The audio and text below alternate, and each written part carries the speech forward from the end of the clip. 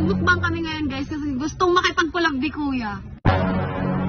Wala mo ka, ako makipag-collab sa'yo? Wala mang sino ba? Ikaw, kayo ba vlog to? Akin. O, ikaw nakipag-collab?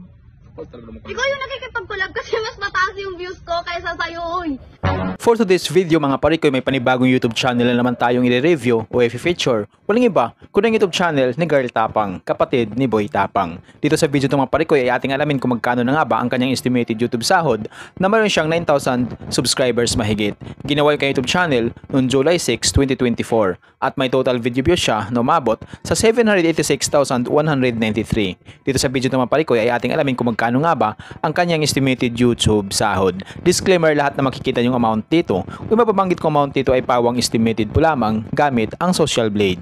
Ang Social Blade ay isang public website na kahit sino ay pwedeng tumingin dito at maaari nyo rin makita lahat ng mga estimated YouTube sahod ng mga vloggers or content creator.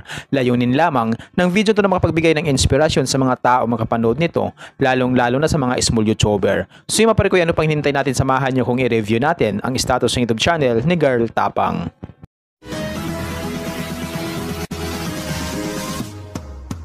So yun mga parikoy, dito tayo ngayon sa official YouTube channel ni Girl Tapang dito sa Social Blade. So mayroon siyang 47 na uploads na video at yung kanyang subscribers ay umabot na siya sa 9,000 subscribers mahigit.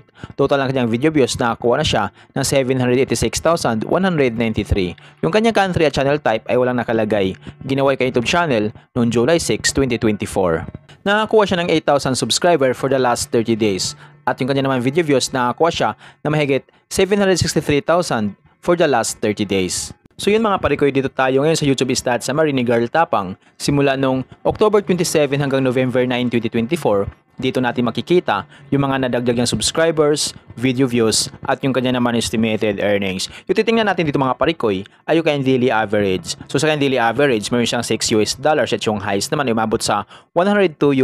So i-convert natin sa piso. Simula natin mag-convert sa lowest na mayroon siyang $6, i-times natin sa 58, ay mayroon siyang 348 pesos na posibleng kitain sa loob ng isang araw. At kumabot naman yan yung highest, umabot sa $102, i-times natin sa 58, ay mayroon siyang 5,916 pesos na posibleng kitain sa loob ng isang araw. So yung mga parikoy, dito naman tayo ngayon sa kanyang estimated monthly earnings. So disclaimer po lamang mga parikoy, ang video na ito ay layunin lamang na makapagbigay ng inspirasyon sa mga tao makapanood nito, lalong-lalo na sa mga small YouTuber. Lahat na makikita yung amount dito o yung mababanggit kong amount dito ay pawang estimated po lamang gamit ang Social Blade.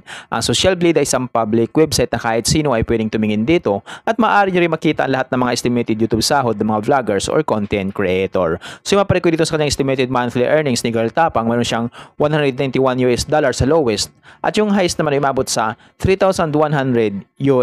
I-convert natin sa piso. Simula natin pag-convert sa lowest na mayroon siyang $191, i-times natin sa 58, ay mayroon siyang 11,078 pesos na posibleng kitain sa loob ng isang buwan. At kumabot naman yung highest na umabot sa $3,100, i-times natin sa 58, ay mayroon siyang 179,800 pesos na posibleng kitain sa loob ng isang buwan. So yung maparikoy, maaaring magbabago pa ito depende sa dami ng views na makukuha ni Girl Tapang. So dahil ang sahod ng mga vloggers or content creator nakadepende sa dami ng views, hindi sa dami ng subscribers. At laking tulong din yung mga viewers na hindi nag-i-escape ng ads. So pag once hindi po tayo nag-i-escape ng ads, medyo lalaki ang YouTube sahod ng mga iniidolo nating vlogger. So yung maparikoy, hanggang dito lang yung video natin. So kung mayroon kayong iniidolong vlogger na gusto nyong malaman yung kanilang estimated YouTube sahod, paki-comment lamang sa comment section at gagawa natin ng itong klaseng ori ng video.